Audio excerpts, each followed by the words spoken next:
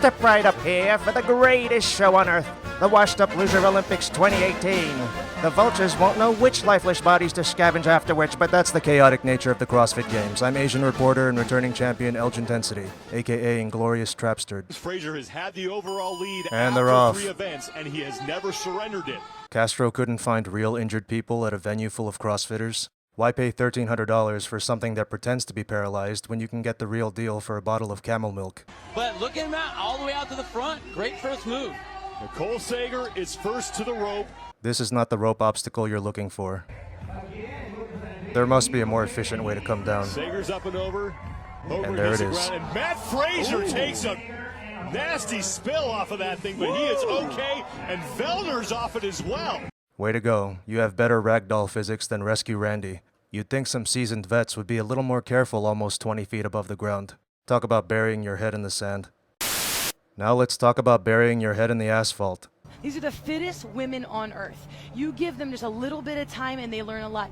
You give them bikes and they do this. And it looks like as she comes down, her bike is a little too far to the side. She hits a position there and that didn't look good. That was a hard wreck for Stephanie Chung. That's my kind of crit damage. Nothing says fittest on earth like wiping out during baby's first bike race.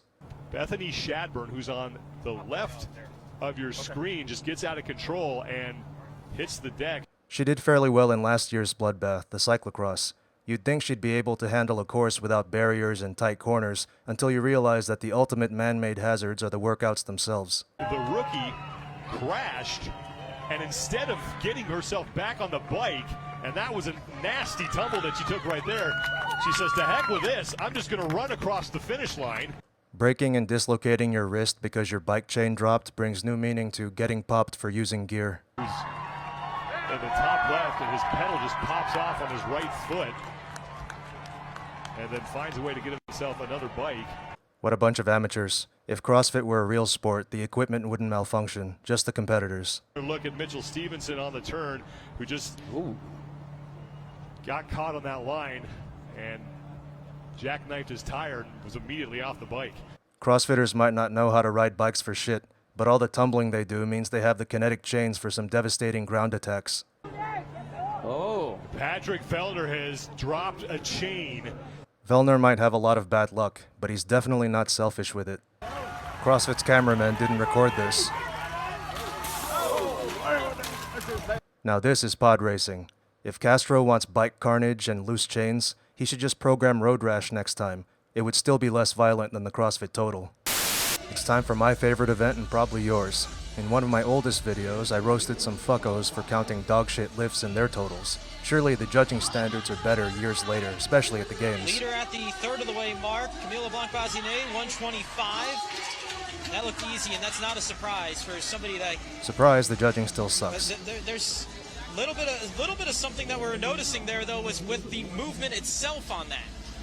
Well, Brandon, one of the things that I noticed was that she pushed the bar up. We can see that she pushes the bar up, gives herself a little bit of daylight under it, and then allows the bar to bounce off the shoulders. In my opinion, that should be a no rep.